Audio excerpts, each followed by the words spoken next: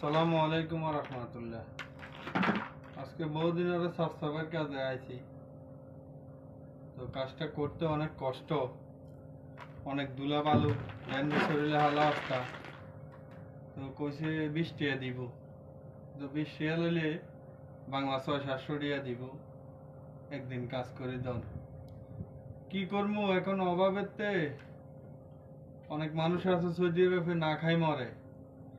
এর চেয়ে আমরা অনেক ভালো আছি, টুকটাক কাজ করি, কোন রকম ফেরটা চালাই। এর বাড়ির চিন্তা করলে তো মনে করেন যে ঘুমে আইতো না, নিজের চিন্তা করি তো শেষ হয় না। তারপরেও সকলে দোয়া করবেন ইনশাআল্লাহ, সবার জন্য দোয়া রইল। বলছে একটা বেলছা আনে দে, বেলছেও আনে দেয় নাই, ওইটা হাতে উড়াইতে হইব। এত রাজ্যের কাজরা, কত বড় বিল্ডিং, এই কাজরা হাতে উড়ান সম্ভব?